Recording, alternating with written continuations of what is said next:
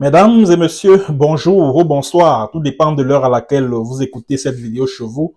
Je m'appelle Michel Biemton, journaliste web camerounais, et merci de faire confiance à cette chaîne YouTube de l'engagement sociopolitique.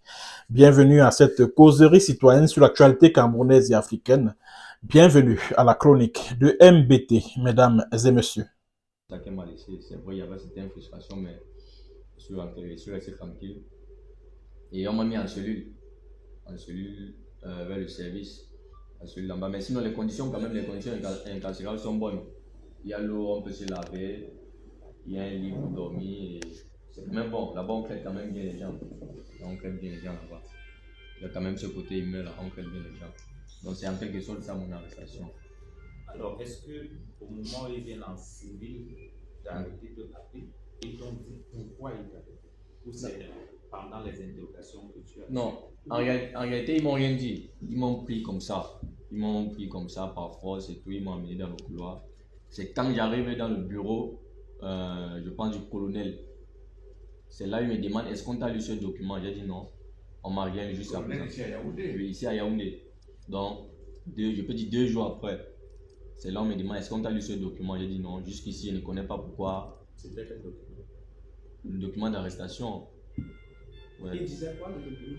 Bon, il m'a pas permis de lire, mais c'était un document d'arrestation. Le motif, en fait, pourquoi. Parce qu'on doit dire pourquoi on vous arrête, pourquoi vous avez droit à un avocat. On m'a rien lu, on m'a pris comme ça dans le noir. Et je sais pas, on peut aussi m'amener comme ça, mes parents ne sont pas au courant. Non, c'est un peu ça. On te posait quel genre de questions? Qu'est-ce qu'on te demandait? Qui eux? Quand ils t'interrogeaient là. Chers amis, je pense qu'il faudrait que le gars est sous enquête. Donc je pense pas qu'il faut des questions essentielles et importantes. Donc c'est pas la peine de lui amener à relater toute l'enquête. Ça ne sert à rien. Hein. Vous avez l'essentiel, comment on l'a arrêté, c'était pas conforme au texte. On l'a amené ici à Yaoundé, ils ont essayé de se rattraper conformément au texte. Et jusque-là, il a été bien traité, on est parti au paquet, on n'a pas été inculpé.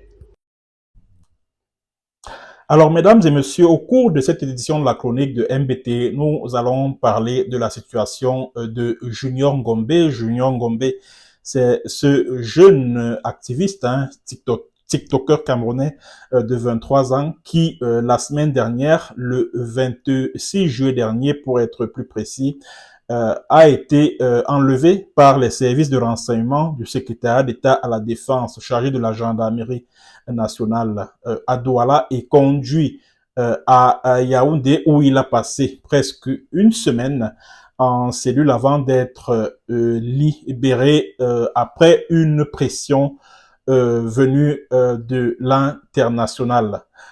Ce que nous ignorions cependant, c'est que Junior Ngombe avait passé le concours des élèves inspecteurs de police et d'après les dernières informations qui nous sont parvenues, Junior Ngombe a passé avec succès les épreuves écrites du concours des élèves inspecteurs de police. Et selon le communiqué qui comporte les résultats de ce concours des élèves inspecteurs de police, le jeune Junior Ngombe et tous ceux qui ont été admissibles à ce concours devront subir les épreuves physiques, les visites médicales et puis une enquête de moralité. Et c'est à l'issue donc de cette étape que la liste définitive sera retenue parce qu'on a besoin de 400 élèves inspecteurs de police. Alors, c'est donc de ce dernier développement de l'actualité autour de ce jeune activiste, de ce jeune TikToker que nous allons aborder au cours de cette édition de la chronique de MBT. Vous savez, en tant que l'une des victimes de ce système pervers et dictatorial, brutal, sauvage, je suis mieux placé que quiconque pour en maîtriser les rouages, pour connaître comment ce système-là fonctionne. D'abord, j'ai été, pour être sincère, hein, parce que mon souhait, c'est vrai, mon combat, le combat que les autres, comme moi, les autres activistes, hein, que ce soit au Cameroun, que ce soit ici en diaspora, menaient, c'était que Junior Ngombe soit libéré le plus tôt possible. Mais en même temps, connaissant comment ça se passe au niveau du CED, parce que lorsque vous arrivez au CED, vous avez 0,002% de chance de sortir de là blanchi. Parce que généralement, le schéma pour tous ceux qui sont passés par le CED, c'est que quand vous y arrivez, la prochaine destination, c'est que on va vous présenter à un magistrat au tribunal militaire. Vous serez renvoyé dans votre cellule au CED. Et quand vous entendez soit faire retour, ça veut dire qu'on vous renvoie au CED. Vous passez encore un laps de temps dans votre cellule avant maintenant de repartir au bureau du juge d'instruction qui va vous balancer directement à Kondengui. Ça, c'est incontestable. C'est le schéma classique lorsque vous vous retrouvez à cet endroit qu'on appelle le CED. Or, quand j'ai appris que ce bonhomme-là, il a été libéré, j'ai compris que forcément, il y a eu un marché passé avec ces gens. Rien à faire. Rien à faire. Parce que ces gens-là qui sont à la tête de l'État du Cameroun, puisque j'ai lu certains Camerounais, soit ils sont, c'est-à-dire je ne sais pas, parfois je me demande si certains Camerounais, soit viennent d'arriver au Cameroun et découvrent ce pays, soit ils sont naïfs congénitaux. Je ne comprends pas. Parce que j'entends certains dire, oui, vraiment, c'est normal, c'est un Camerounais, oui, il a pleinement le droit de servir au sein de la police, en quoi est-ce que c'est extraordinaire, oh, c'est son pays, oh, etc., etc. Les amis, le pays que vous voyez là, le Cameroun que vous voyez là, lorsque vous êtes, écoutez ce que je vais vous dire tout de suite, lorsque vous êtes vivement opposé, lorsque vous êtes un critique à ce système-là, ok, ces gens-là feront tout pour empêcher votre évolution. C'est-à-dire qu'ils vont tout faire pour mettre des blocages sur votre chemin, de manière à ce que tous les concours que vous allez passer dans ce pays-là, vous n'allez jamais réussir. Enfoncez-vous cela dans la tête. Parce que c'est des gens qui ne tolèrent pas la critique. Ils ne tolèrent pas qu'on remette en question. C'est-à-dire que quand ils se rendent compte que vos prises de position menacent leurs intérêts, vous devenez une cible pour eux. D'abord, ils vous fichent même déjà. Pour commencer, ils vous fichent.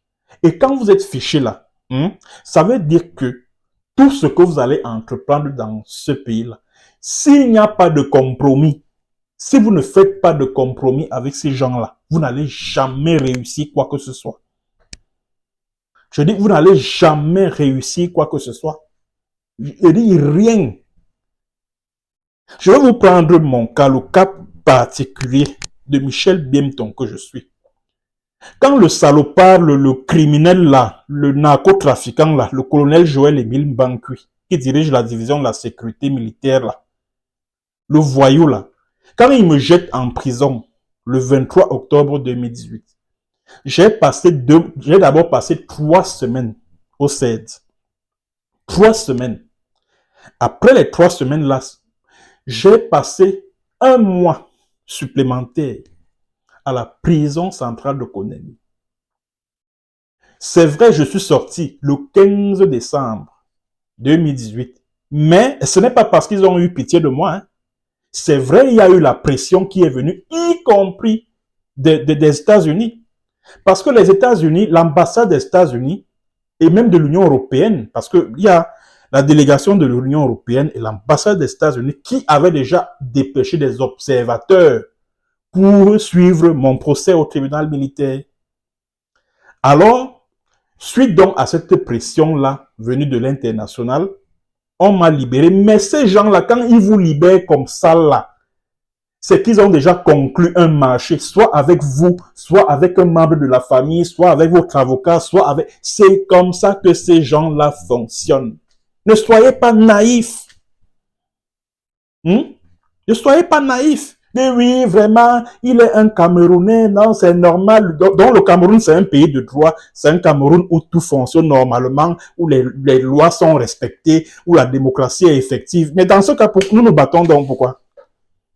Nous nous battons donc pourquoi? Puisque au Cameroun, on veut nous faire croire que tout fonctionne désormais normalement, les lois sont respectées, le Cameroun est un état de droit, c'est un pays démocratique, c'est un pays de démocratie où la liberté d'expression est une réalité, etc. Nous nous battons donc pourquoi? Nous qui sommes en exil parce que nous fuyons les persécutions, nous fuyons donc pourquoi? Il faut que les Camerounais fassent attention avec leur image et leur réputation. Quand vous venez sur les réseaux sociaux pour venir dire un certain nombre de choses, prenez quand même les personnes à qui vous vous adressez au sérieux. Arrêtez de nous prendre pour des cons, pour des idiots. Arrêtez de nous prendre pour des idiots. Quand vous venez vous nous dire que oui, vraiment, vous vouliez donc quoi? S'il avait raté ce concours, s'il avait été recalé, vous seriez les premiers à venir dire que oh machin. Maintenant qu'il a réussi, ça fait toujours jaser. Vraiment, est-ce que ce n'est pas un Camerounais? Ceci, cela. Non, on n'a pas dit qu'il n'est pas Camerounais. On n'a pas dit que Junior Ngombe n'est pas Camerounais. Ce que nous disons, c'est que Junior Ngombe a passé le concours de la police, les épreuves écrites du concours de la police avec succès, mais s'il n'y avait pas eu un deal qui a été conclu en amont, son nom ne figurerait pas sur la liste des 590 là. Son nom n'y figurerait pas. Et pour revenir à mon cas, pour que je me retrouve en liberté, le marché que les gens du système des billets ont conclu avec les miens, c'était que je me taise. C'était que je me taise. Et quand je suis sorti de prison, qu'est-ce que j'ai fait? J'ai respecté cette règle-là, je me suis tué. C'est pour ça que beaucoup avaient constaté que je ne réagissais plus sur les réseaux sociaux. Je ne faisais plus de publications. Parce que c'est le deal que les miens avaient conclu avec les hommes du régime Biya. C'est comme ça que ça se passe. Et en plus de cela, quand ils m'ont libéré, ils m'ont demandé de ne plus rien dire de peur que je ne reparte en prison. Qu'est-ce qu'ils ont fait? Ils ont tenté de me corrompre et c'est le même Banku Emile qu'ils ont envoyé pour me remettre de l'argent, 100 000 francs. C'était en février 2019. Et Banku Emile a chargé pour cette mission Mbaku Parfait, qui est en prison, je crois qu'il est toujours à la Légion de gendarmerie du centre. Il est gardé là-bas. C'est lui donc que Banku avait envoyé pour me proposer 100 000 francs. J'ai refusé. J'ai refusé. Et pour que je puisse sortir du Cameroun, il a fallu, et je suis sorti par la pointe des pieds, et c'est par Douala que je suis sorti. Pourtant, j'habitais Yaoundé. J'ai été obligé de voyager la veille, de passer la nuit dans un motel à Douala et de prendre mon vol le lendemain. En fait, c'était pour échapper à la vigilance des services secrets qui sans doute m'attendaient du côté de Yaoundé. Voilà comment j'ai pu sortir du Cameroun. Donc ces gens-là, pour que le nom de Ngombe figure sur la liste des admissibles au concours, aux épreuves écrites du concours des élèves inspecteurs de police, là, il a fallu un deal. C'est-à-dire qu'après tout ce qu'il a subi là, les gars ont dit que ok, pour le neutraliser entre guillemets, parce que le jeune Junior Ngombe faisait déjà figure de star au niveau de la toile. C'est quelqu'un qui avait la capacité d'inspirer certains jeunes de sa génération. Et c'est ce que le régime a craint. Et s'il y a une chose que le régime craint le plus, c'est une révolte des jeunes, la révolte populaire. Puisque dans leur tête, Qu'est-ce qu'un jeune Camerounais? Un jeune Camerounais, c'est celui qui se saoule la gueule, c'est celui qui utilise les réseaux sociaux pour faire les sites comme les fausses comédies là. C'est ce jeune qui signe des partenariats avec des entreprises, des marques de cosmétiques, qui joue les égéries d'une marque de cosmétiques, etc. Bref, qui fait des trucs un peu bêtes là sur les réseaux sociaux. C'est ça. Pour le régime de Biya, c'est ça le jeune Camerounais. Or, ils ont découvert un Junior Ngombe, vraiment, d'abord, très intelligent. C'est-à-dire que sur le plan de l'intelligence, là, ce garçon est une tête bien faite et bien pleine. Pour ça, c'est incontestable. Parce que je ne suis pas en train, mon propos, ce n'est pas de dire que non, il ne peut pas passer ce concours avec succès. Non, il est même très intelligent pour réussir à ce concours-là. Mais sauf que nous connaissons les réalités de ce pays. Quand vous regardez des concours comme les MIA, comme les NAM, comme la police, la police même, vous pensez que c'est le mérite qu'on recherche? Non, c'est pas le mérite qu'on recherche. C'est pas le mérite qu'on recherche. On recherche des citoyens camerounais qui seront soumis à la dictature de Paul Biya. C'est tout. Or, la stratégie derrière le fait qu'on ait inscrit le nom de Junior Ngombe sur cette liste, c'est quoi? Premièrement, c'est pour l'éloigner de la lutte qu'il a si bien entamée sur le réseau social TikTok, la lutte contre les injustices, contre la malgouvernance, contre la dictature des Biya, etc., etc. On veut le sortir de là pour lui trouver une occupation. On le sort de là et on le discrédite aux yeux de l'opinion nationale et de la jeunesse camerounaise en particulier, parce que ces gens-là, ils sont très malins. Hein. Parce que ces gens-là, ils sont très malins. Hein. Le message qu'ils aimeraient passer aux jeunes Camerounais à travers le Junior Ngombe, admissible au concours de la police, c'est de dire aux jeunes Camerounais que voilà, en fait, votre Junior Ngombe, là, toutes les posts qu'il faisait sur TikTok là, les vidéos qu'il faisait sur TikTok là, en réalité, c'est qu'il était en train de chercher un grade d'inspecteur de police, et voilà, il a été admissible, etc., etc. Bon, voilà. Et ça va, et ce sera de nature à décourager d'autres jeunes qui vont se dire que, mais à quoi ça sert de continuer à mener un tel combat, si en réalité, ceux qui en sont les pionniers ne sont là que pour un poste au sein de l'administration, au sein de la fonction publique. Ouais, ces gens-là, ils sont très malins. Ils sont très, très, très malins. Et par la suite, comme je vous l'ai dit tout à l'heure, dans quelques jours, parce que selon le communiqué qui comporte cette liste-là, la liste des 590, donc tous les admissibles devront subir des épreuves physiques, l'enquête de moralité et puis des examens médicaux, etc. Et sauf pour des raisons médicales, le nom de Junior Ngombe va figurer sur la liste des 400. C'est-à-dire que la liste définitive des 400 inspecteurs de police, puisque c'est ça l'objectif. L'objectif, c'est ça. Parce que s'il est mis de côté, cela sera de nature à conforter son discours. Or, le régime n'est pas dans une logique de donner raison à Junior Ngombe dans le combat qu'il a eu à mener sur les réseaux sociaux. L'objectif du régime des Biya, c'est de remettre en question le discours anti-Biya qu'il a eu à mener.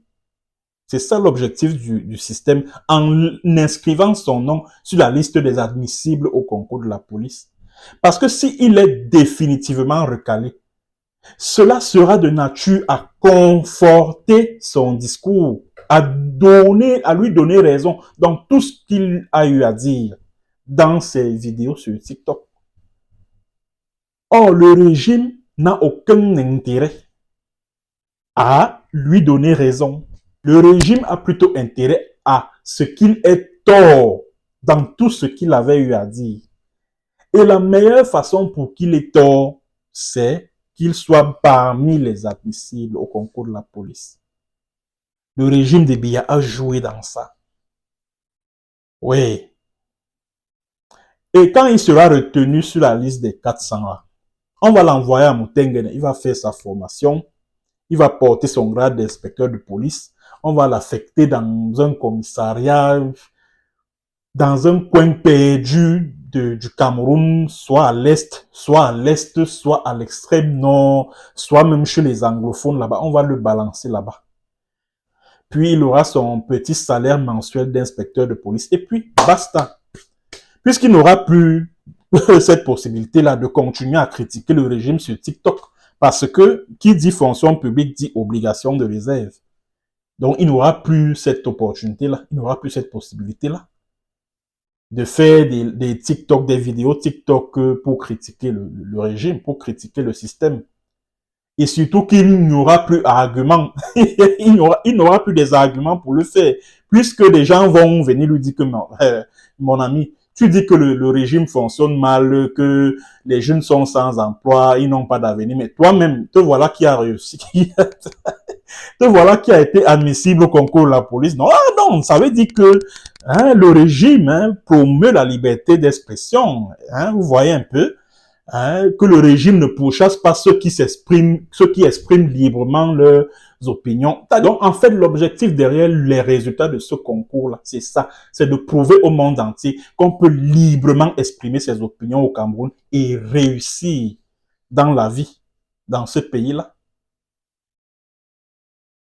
Je sais pas si on se comprend. Donc, tous les petits naïfs, là, les petits zozos, là, qui continuent à croire que non, le Cameroun, où c'est un pays où tout est soft, où on est trop tolérant, etc.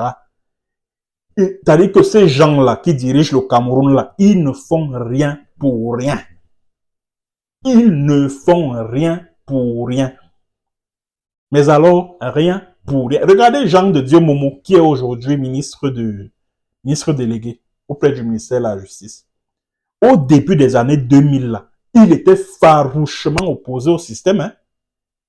Il a même été avocat au tribunal d'Arusha, là, dans les histoires du Rwanda et tout ça, là. Et pour être avocat là-bas, il faut le parrainage de ton État. Oui! Il a été avocat là-bas. Et puis, quand il y a eu l'affaire des 9 disparus de Bipanda, il était l'avocat de la famille, des 9 disparus de Bipanda. C'est quelqu'un qui était farouchement opposé au système. Il écrivait souvent des tribunes libres qu'il envoyait au journal Le Messager. À l'époque, Pius Njao était encore vivant.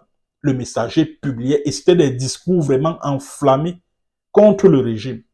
Qu'est-ce que le pouvoir de Yaoundé a fait? On lui a coupé les vivres.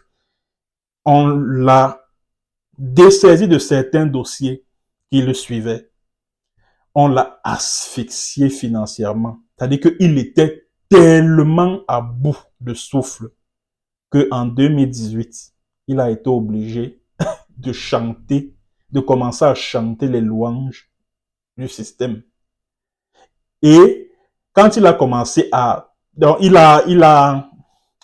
lui et quelques opposants d'opérette ont créé une histoire là, le G20. C'était en 2018, comme ça, à l'approche de la présidentielle de 2018. Ils ont créé un petit machin là qu'ils ont appelé G20. Quand il a commencé à gesticuler dans ce machin-là en faveur de Biya, il commençait à chanter les louanges de Paul Biya. Qu'est-ce que ce système a fait?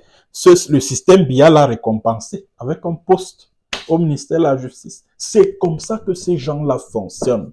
C'est-à-dire quand vous engagez un bras de fer avec ces gens-là, ils ont deux options.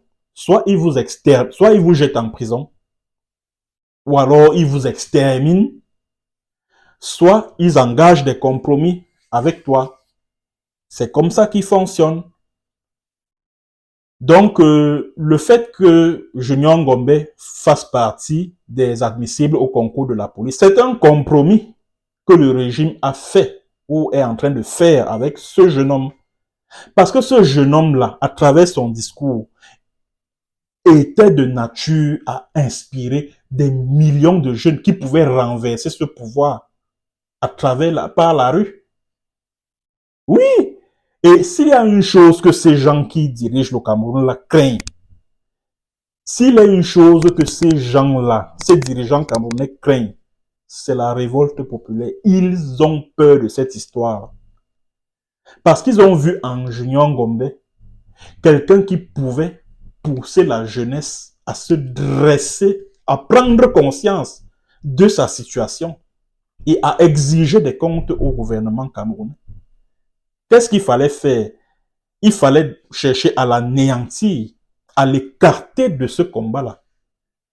En quoi faisant? Ils se sont souvenus qu'il a passé le concours des inspecteurs de police. On a inscrit son nom. Puisque les gars pouvaient, ils avaient mille et une raisons de mettre son nom de côté, de faire en sorte que son nom ne figure même pas sur la liste des 590 là. Ils avaient mille et une raisons de le faire. Puisque la police, c'est pour eux. La République du Cameroun, c'est pour eux. C'est-à-dire que ce n'est pas la Respublica au Cameroun, c'est-à-dire la chose publique, la chose commune des Camerounais. Non, c'est leur chose à eux. C'est leur police, c'est leur État. Ils en font ce qu'ils veulent. Ils intègrent qui ils veulent dans cet État-là. Et ils ne peuvent pas intégrer des personnes qui leur sont opposées. Soyons sérieux. Soyons réfléchis. Soyons sérieux. Je vais vous raconter une autre histoire. Celle de Isidore Mojo Karel, que certains qui m'écoutent connaissent sans doute. Il est décédé, paix à son âme. Isidore Mojo avait engagé un combat en 2016, je crois. Il avait engagé un combat pour que la CRTV, le ministère de la Communication, puisse payer ses droits d'auteur après avoir utilisé des chansons pour habiller certaines émissions. Par exemple, le générique du journal parlé à la radio, là, au poste national.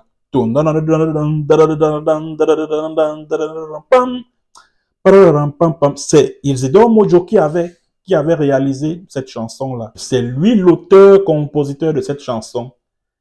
Et pour ceux qui ont également connu cette émission, CRTV m'accompagne, qui passait souvent très tôt le matin, là, de lundi à vendredi. Je me rappelle quand on allait souvent à l'école, cette émission passait très tôt le matin à la radio, CRTV. Ça s'appelait l'émission, le nom de l'émission, c'était CRTV m'accompagne. Poste national, CRTV, la chaîne de la nation. Cette chanson-là, c'est Isidore Mojo qui l'a composée. Alors, il a donc engagé un combat en 2016 pour réclamer donc le paiement des droits d'auteur. Je crois que le montant s'élevait à 50 millions comme ça, hein, si je ne me trompe pas. Parce que pendant 20 ans, la CRTV a utilisé ses œuvres pour habiller des émissions sans le payer. Il a donc engagé un combat, il a même fait des sit-ins devant le ministère de la Communication. On a envoyé la police pour venir le tabasser, le jeter en cellule. Je crois qu'il est même passé en procès au tribunal de première instance de Yaoundé pour trouble à l'ordre public, un truc de ce genre. Chaque fois qu'il écrivait au DG de la CRTV ou au ministre de la Communication, au Premier ministère, on lui répondait toujours que Monsieur Mojo, pour l'instant, ce montant n'a pas été inscrit au budget de cette année, vous devez encore attendre, et patati et patata, machin.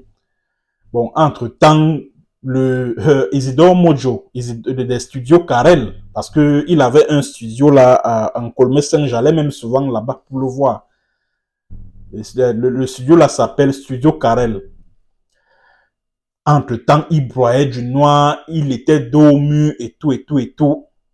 Qu'est-ce qu'il faut faire? À l'approche des élections présidentielles de 2018, Isidore Mojo a sorti une chanson à la gloire de Paul Biya.